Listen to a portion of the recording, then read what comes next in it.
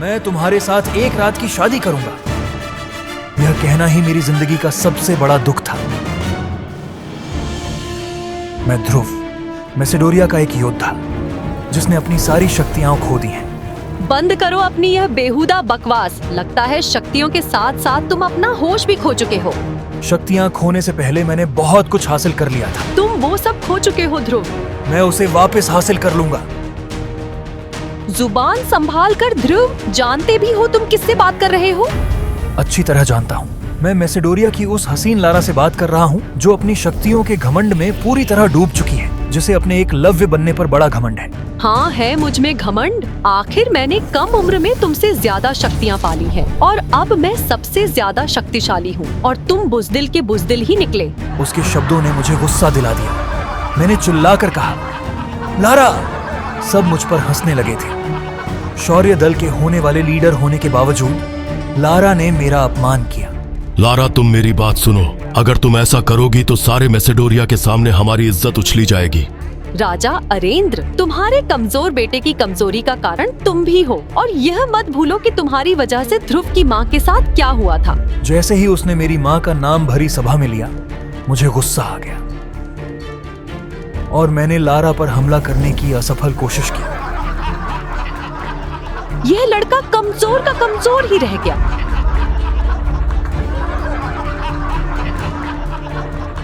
लगता है इसके साथ भी वही होने वाला है जो इसकी माँ के साथ हुआ था। लारा का बार बार मेरी माँ का जिक्र करना मुझे अंदर ही अंदर तोड़ रहा था। मुझे समझ आ चुका था कि लारा से अभी मुकाबला करना उचित नहीं होगा। इसलिए जाते जाते मैंने लारा को चुनौती दी। 3 साल बाद इसी शक्ति स्थान पर मैं तुम्हें हराकर एकलव्य बनूंगा और तुमसे शादी करूंगा।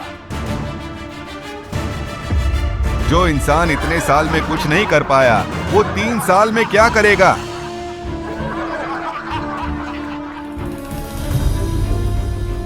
कुछ दिनों बाद जब मैं अकेला अपने कमरे में बैठा हुआ था, तभी बाबा मेरे कमरे में आए। ध्रुव, याद है ना आज शक्ति स्तंभ पर तुम्हें अपनी शक्तियों का परीक्षण करने जाना है? हाँ बाबा, मुझे याद है।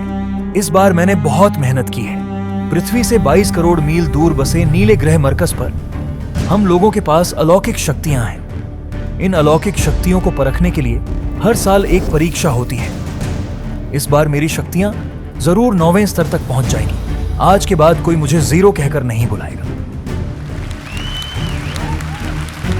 जब मैं मंच पर पहुंचा, तब मैंने खड़े होकर अपनी दाहिनी हथेली शक्ति चक्र स्तंभ पर रखने के लिए आगे बढ़ाई। 3रा स्तर। जिस बात का डर था वही हुआ।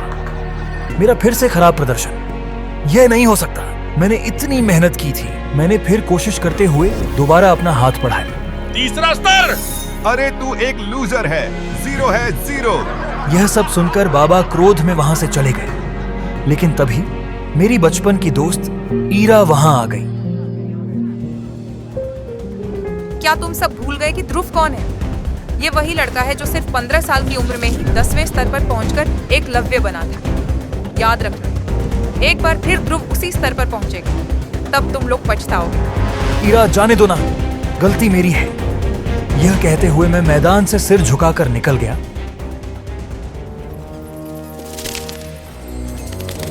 आखिर क्यों मुझे आप अकेले छोड़ के चली गई माँ? आखिर क्यों वह हर चीज मुझसे दूर चली जाती है जिससे मैं सबसे ज्यादा प्यार करता हूँ?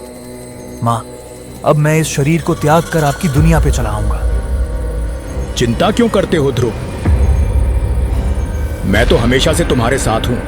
कौन है वहां? मुझे इधर उधर ढूंढना बंद करो ध्रुव। मैं तो तुम्हारी अंगूठी में हूँ। इतना सुनते ही मैंने अपने हाथ की अंगूठी की तरफ देखा। देखते ही देखते मेरी अंगूठी में हलचल शुरू हो गई। मेरी अंगूठी में से एक सफेद रंग का धुआं साए के रूप में बाहर निकला। कौन हो तुम? और तुम मेरे अंगूठी में क्या कर रहे थे? मैं कौन हूँ यह जानना तुम्हारे लिए जरूरी नहीं है ध्रुव। मुझे तो तुम्हारा शुक्रिया अदा करना चाहिए कि तुमने 3 साल तक मुझे अपनी अंगूठी में संभाल के रखा। तो तुम पिछले 3 साल से मेरे अंगूठी में छिप कर बैठे हो।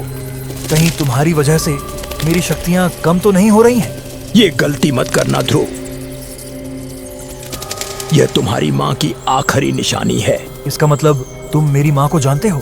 हाँ, मैं तुम्हारी माँ को जानता हूँ। क्या तुम नहीं चाहते कि लोग तुम्हारी फिर से इज्जत करें? क्या तुम नहीं चाहते कि तुम्हारी शक्ति का स्तर 3 से बढ़कर 9 तक पहुंच जाए? 3 साल बाद तुम्हें अपने होने वाली मंगेतर लारा के साथ मुकाबला करना है, उसे हराना है। उसका नाम भी मत लो मेरे सामने। उसने सारे शहर, मेरे समाज और मेरे लोगों के सामने बाबा की इज्जत उछाली है और मुझे कमजोर समझ के रिश्ता भी तोड़ दिया है। उसे एक दिन मैं उसकी सही जगह दिखा कर रहूंगा। तुम वो करो जो मैं तुमसे कह रहा हूँ। सबसे पहले तुम इस अंगूठी को वापस पहन लो और फिर देखो मैं कैसे तुम्हारी जिंदगी बदल दूंगा। विदुर की बात मानकर मैंने फिर से अंगूठी पहन ली। मेरा नाम विदुर है। तुम चाहो तो मुझे आचार्य कह सकते हो। मैं जानता हूँ तुम्हारी माँ की मौत का कारण, और मैं यह भी जानता हूँ कि तुम्हें एकलव्य बनकर अपनी होने वाली बीवी लारा के साथ मुकाबला करना है। अगर तुम चाहो तो मैं तुम्हें मरकज का सबसे शक्तिशाली योद्धा बना सकता हूँ, पर उसके लिए तुम्हें मेरी 3 शर्तों का पालन करना होगा। मंजूर है। मेरी पहली शर्त यह है कि तुम्हें मुझे अंगूठी से आजाद करना होगा। मंजूर है। दूसरी शर्त, तुम मुझे करिश्माई शरबत और अमृतधारा की नीलामी में अपने साथ लेकर जाओगे। मुझे मंजूर है। तीसरी शर्त, मेरी तीसरी शर्त सुनने से पहले तुम्हारी माँ का लिखा आखिरी खत पढ़ लो। जैसे ही मैंने अपनी माँ का लिखा खत पढ़ा, मेरे पैरों तले जमीन खिसक गई। तुम्हें अपनी माँ की मौत का बदला लेना होगा और उसके लिए तुम्हें अपनी होने वाली बीवी के साथ शादी की पहली रात। नहीं नहीं नहीं, मैं यह कैसे कर पाऊंगा? वो वक्त आने पर तुम्हें पता चल जाएगा। अभी सबसे पहले मैं तुम्हें बेहद शक्तिशाली दवा बनाकर दूंगा, जिसे अमृतधारा कहते हैं। विदुर ने अपना हाथ हवा में लहराया और कुछ जड़ी बूटियां हवा में प्रकट होकर एक शीशी में समाहित हो गई। ये लो, ये अमृतधारा है। उस शीशी को देखकर मेरे मन में संदेह आया, कहीं यह मुझसे कोई धोखा तो नहीं कर रहा। लेकिन फिर भी मैंने आचार्य की बात सुनकर उस अमृतधारा को पी लिया, लेकिन उसे पीते ही मैं बेहोश हो गया। अगली सुबह जब मैं उठा तो मैंने अपने अंदर एक अलग ही तरह की ऊर्जा महसूस की। मेरा शरीर भी मुझे बदला हुआ सा लगने लगा, ज्यादा ताकतवर दिखने लगा। विदुर मुझे जल्दी से जल्दी एकलव्य बनने के लिए तैयार करना चाहते थे। अगले दिन वे मुझे एक पहाड़ पर लेकर गए। जब हम पहाड़ पर पहुंचे तो विदुर ने मुझे एक जादुई खंबे से बांध दिया। विदुर के हाथों में कांटों से भरा चाबुक था और उस चाबुक से वह लगातार मेरे शरीर पर वार करने लगा। मेरा पूरा शरीर जख्मों से भर गया और कुछ ही समय बाद मैं बेहोश हो गया। थोड़ी देर बाद जब मैं उठा तो विदुर ने मुझे फिर से बोतल में रखी अमृतधारा पिलाई। मुझे महसूस हुआ कि मेरा शरीर अब पहले से ज्यादा शक्तिशाली हो गया था। मैं अपने अंदर काफी ज्यादा ऊर्जा महसूस कर पा रहा था। एक दिन जब मैं अपनी माँ की समाधि पर था, अचानक लारा वहां आ गई। तुम कभी नहीं बदल सकते। जीते जी तो अपनी माँ की पल्लू में छुपते थे और अब उनके मरने के बाद भी उनको चैन से रहने नहीं दे रहे। लारा के तानों को सुनकर मैं गुस्से से भर गया। मैंने लारा पर हमला करने के बारे में सोचा। ऐसी गलती मत करो। तुम अभी लारा का सामना करने के लिए तैयार नहीं हो। मुझे पीछे हटते देखकर लारा हंसने लगी और वहां से चली गई। आचार्य, क्यों रोका आपने मुझे? यह गुस्सा करने का वक्त नहीं है ध्रुव। सही वक्त आने पर पहला वार तुम ही करोगे। विदुर ने मेरा अभ्यास जारी रखा। कुछ ही समय में विदुर की मदद से मैंने अपनी शक्तियों को 7वें स्तर तक पहुंचा दिया। मेरा ध्रुव एक सुपर योद्धा है। अंत में मैं परीक्षा के मैदान में पहुंच गया। इस परीक्षा को युवा समारोह के नाम से जाना जाता था।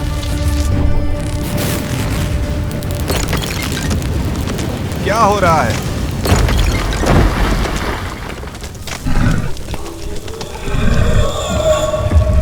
मेरे शरीर से ऊर्जा की लहरें निकलने लगी। लारा ने डरते हुए मेरी तरफ देखा।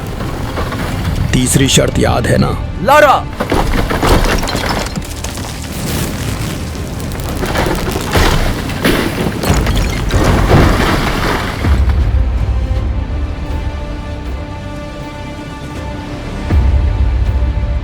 क्या होगा मेरा स्तर? क्या मैं लारा को दी गई चुनौती जीत पाऊंगा? और आखिर क्या थी विदुर की तीसरी शर्त?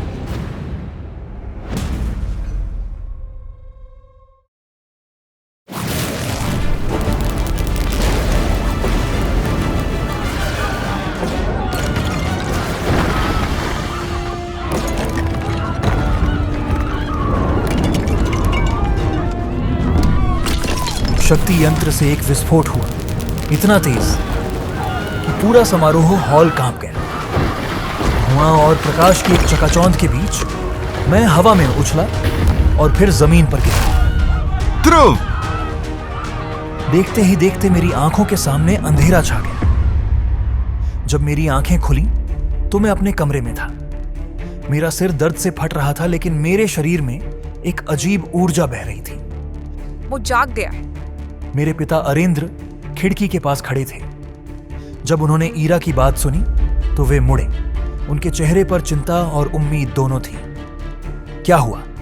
तुम्हारे छूने पर शक्ति परीक्षण यंत्र फट पड़ा। ऐसा पहले कभी नहीं हुआ। अधिकारी अभी भी यह पता लगाने की कोशिश कर रहे हैं कि क्या हुआ था। यंत्र तुम्हारा स्तर रिकॉर्ड करने से पहले ही फट पड़ा।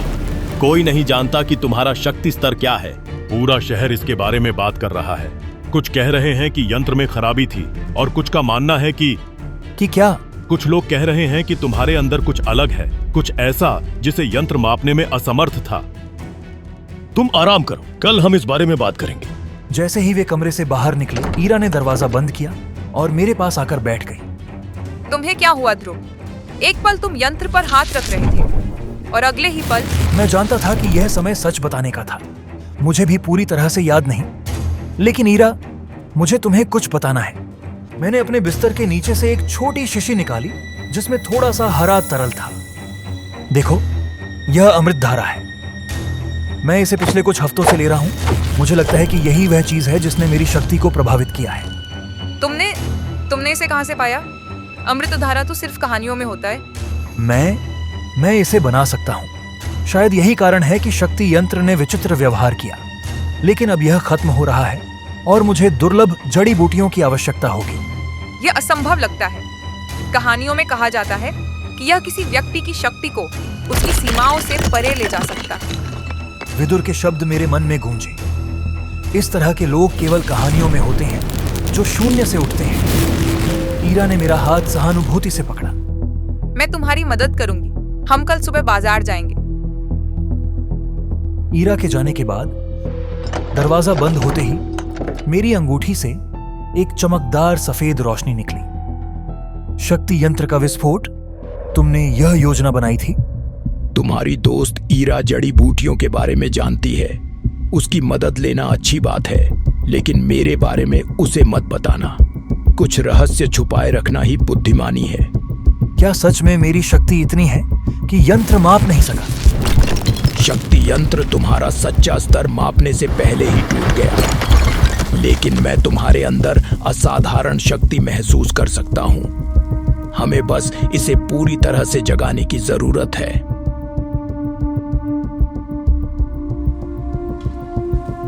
अगली सुबह ईरा मेरे साथ बाजार गई। मेसोडोरिया की भीड़ भरी गलियों में हमारे बारे में बातें हो रही थी।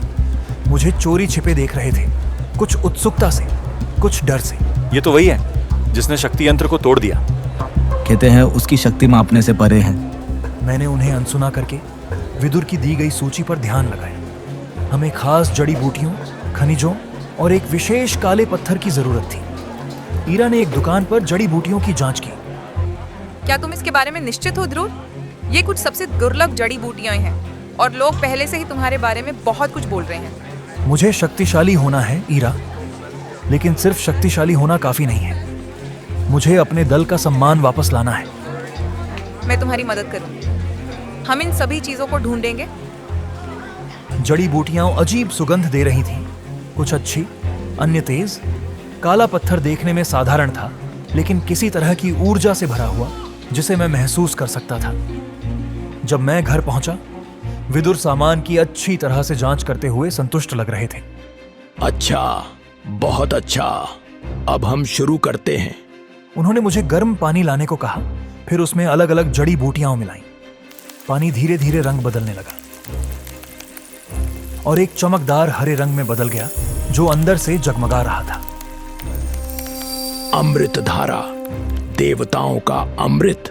अब एक सरल परीक्षण, अपनी हथेली पर आग बुलाओ। विदुर ने मुझसे एक अजीब परीक्षण करने को कहा, जिसके बारे में मुझे पहले कभी पता नहीं था। आग? मैंने कभी...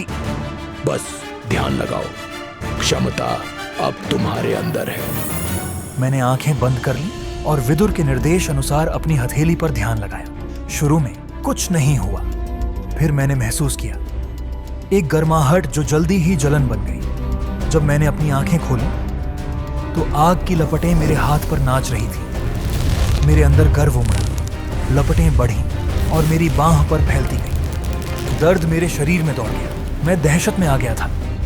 मैंने उसे काबू करने की कोशिश की, फिर विदुर के दिखाए तरीके से बुझाने का प्रयास किया, लेकिन आग और तेज हो गई। मेरी नजर धुंधली हो गई, मैं अपना होश खोने लगा। आखिरी चीज जो मुझे याद है वह विदुर का चेहरा था, चिंतित नहीं बल्कि संतुष्ट। मैं अपनी खिड़की से आती सूरज की रोशनी के साथ जागा। पिछली रात की यादें धुंधली थीं, आग, दर्द, अंधेरा, लेकिन मेरा शरीर अलग महसूस हो रहा था, मजबूत। मेरे बिस्तर के पास हरे तरल से भरा एक बर्तन था, अमृत धारा। अब तुम समझते हो? अंगूठी से विदुर की आवाज आई। अमृत धारा और सही प्रशिक्षण के साथ तुम असाधारण शक्ति प्राप्त कर सकते हो, वह भी सालों नहीं, हफ्तों में। मैं अपने आप को देखते हुए आईने के पास गया। मेरी मांसपेशियां ज्यादा साफ दिख रही थीं, मेरा कद सीधा था, यहां तक कि मेरी आंखें भी नई शक्ति से चमक रही थीं। काला पत्थर, आपने बताया था कि इसमें एक तकनीक है। शून्य दाब हस्त तकनीक, 1 क्लास 2 तकनीक, हालांकि निचले स्तर की, लेकिन यह भी मैसेडोरिया के ज्यादातर योद्धाओं से बेहतर है। मैं इसे कब सीख सकता हूं? अभी नहीं, तुम्हें पहले अपनी शक्ति को पूरी तरह विकसित करना होगा और उसके लिए हमें असली प्रशिक्षण शुरू करना होगा।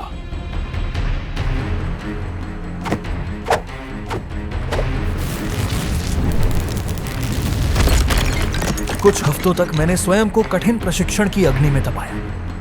प्रशिक्षण के बाद मैंने महसूस किया कि हमारा अमृत धारा खत्म हो रहा था। मैंने बर्तन को देखा तो उसका हरा रंग फीका पड़ने लगा था।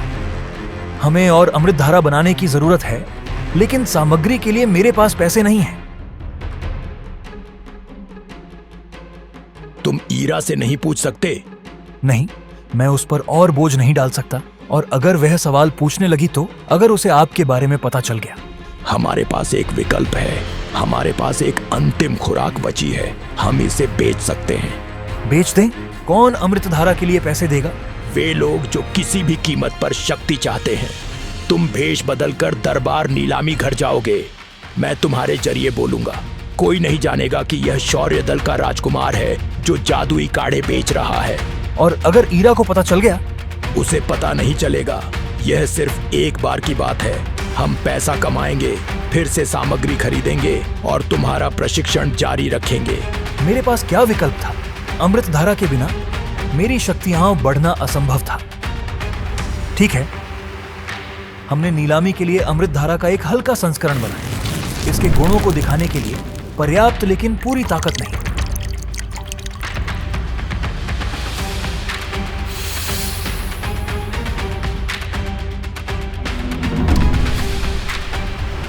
फिर हम दरबार नीलामी घर पहुंचे। दरबार नीलामी घर डरावना था। मैसेडोरिया के सबसे अमीर और शक्तिशाली लोग वहां नियमित रूप से दुर्लभ और कीमती वस्तुओं पर बोली लगाने के लिए इकट्ठा होते थे।